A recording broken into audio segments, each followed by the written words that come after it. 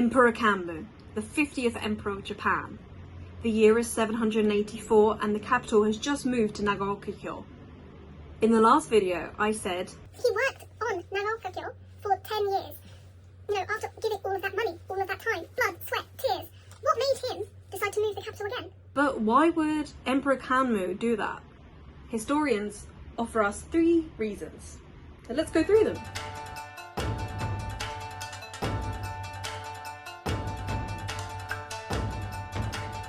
Even if you've never heard of the Hatter family, you definitely will have heard of the shrine that they commissioned. And I mean, I mentioned it in part 1, and so if you haven't heard it, that means you haven't watched part 1, so go watch that now. But anyway, the Hatter family, they commissioned Fushimi Inari, so one of the most famous shrines in Kyoto and probably the most Instagrammed shrine in all of Japan. Now the theory is that the Hatter family had been giving money to the construction efforts for the whole time until a certain event happened, and I'm not going to tell you what it is yet. I'm going to save it for a little bit later because it's very dramatic. But until that happened, they'd been funding it.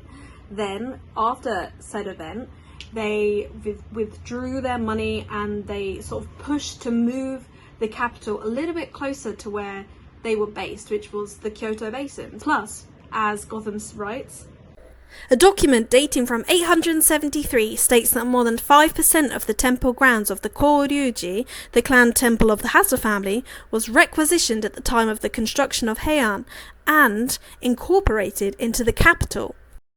However, after the move to Heian-kyo, the Hatter family weren't really awarded any upper-ranking titles, so were they actually an important reason for the move to Heian-kyo, or was there some other reason?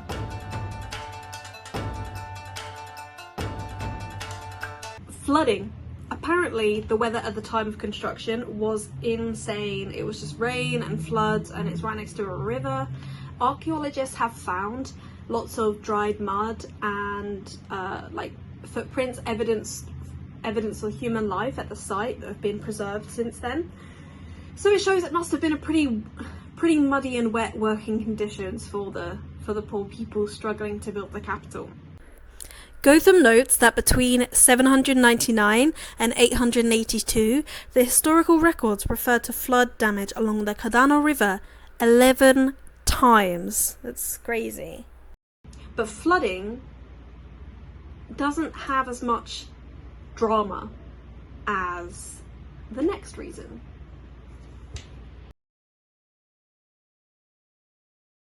It's the 23rd day of the 9th month, 1 year into construction of Nagaoka, and somebody shoots Fujiwara no Tanetsugu, the man in charge of construction. So who killed Tanetsuge and why? Let's start with the why first. So Goethem says that Tanetsuge's murder was an expression of resentment by those powerful people against the move of the capital. The Nagaoka-kyo area had actually been suggested by Fujiwara no Tanetsuge himself, so that makes some sense. Also, it turns out that Crown Prince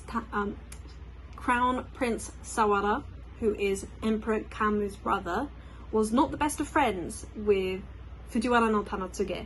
So maybe that has something to do with it. Well, it did, because Crown Prince Sawara fully endorsed the assassination. So many people who were involved were put to death or exiled and demoted, but let's just solely focus on Crown Prince Sawara in this instance.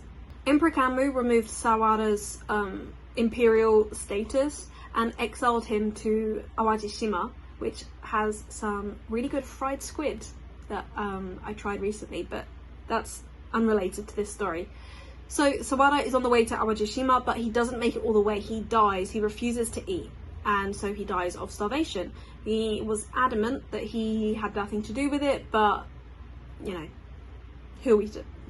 we don't know.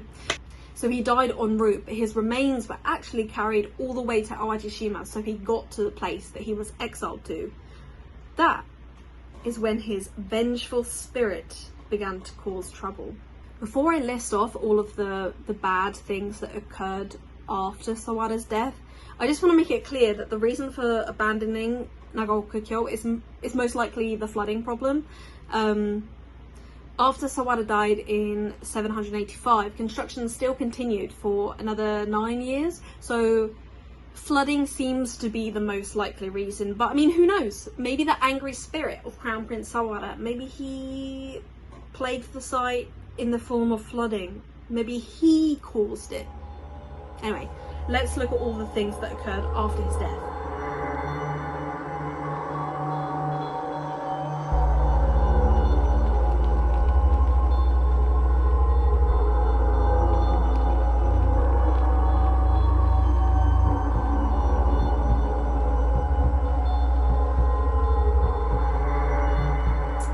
When we see all of these events listed out like this, doesn't it seem like Crown Prince Sawada could actually be behind it all?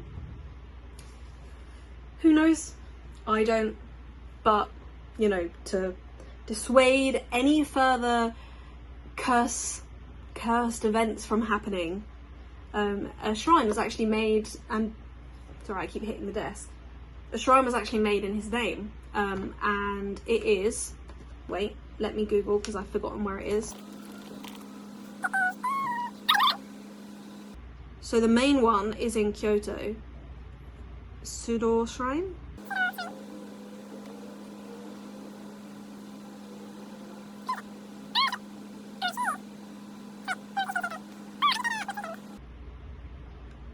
Oh, sorry, I got distracted.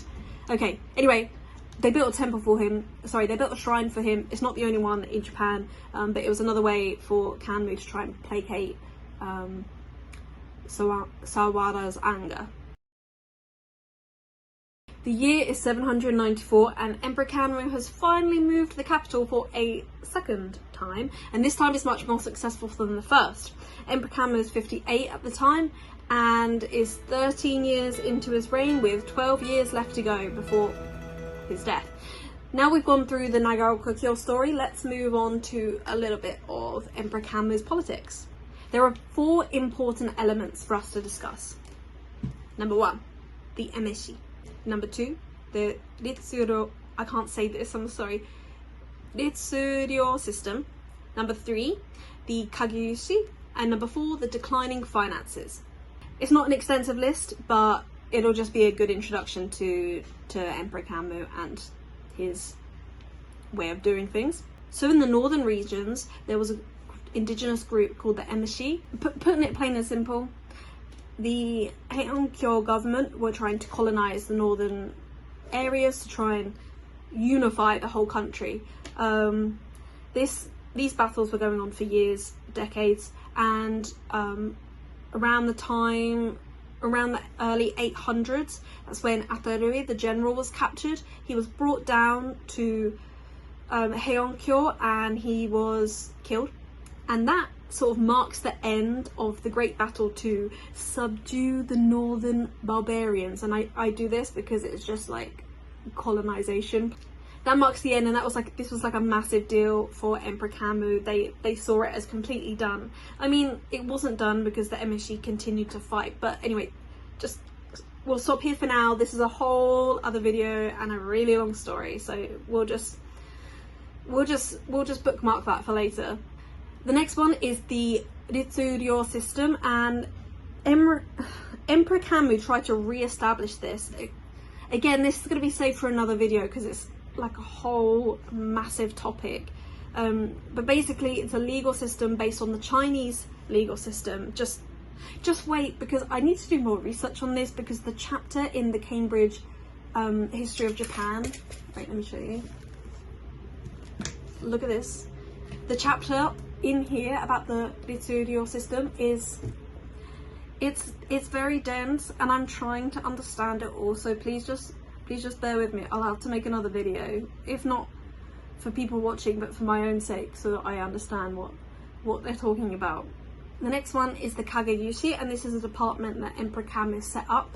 I guess this sort of goes into the Ritsuryo system, it ties in, but basically he was sick and tired of the local governors who lived away from the capital in the provinces. They would be getting richer off the poor man's back, which is like, you know, a centuries-old story, right? That group was set up to help the little man. Finally, declining finances. Kanmu had had a pretty expensive reign. He was attempting to colonize a whole group of people in the north of Japan. He was also moving capitals like left, right and centre. So yeah, these things cost a lot of money, and because of that he started to reevaluate where his money was going.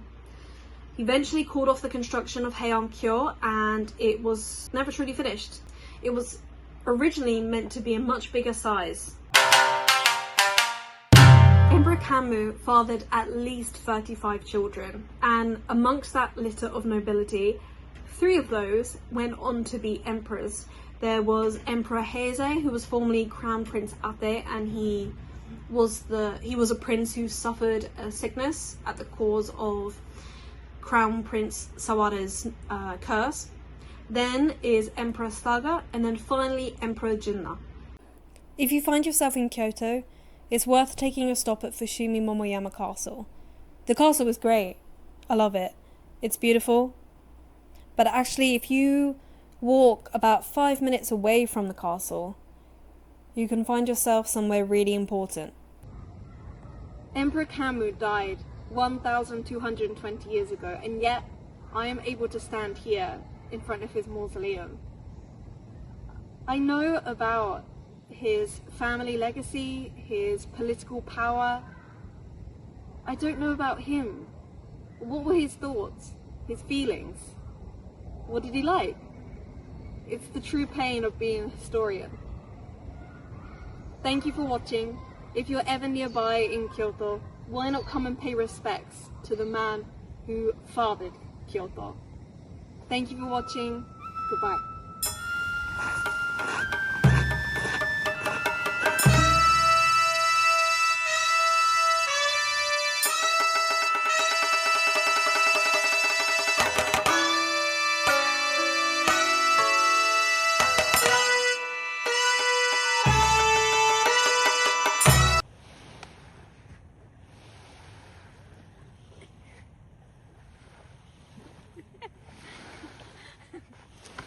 Oh no.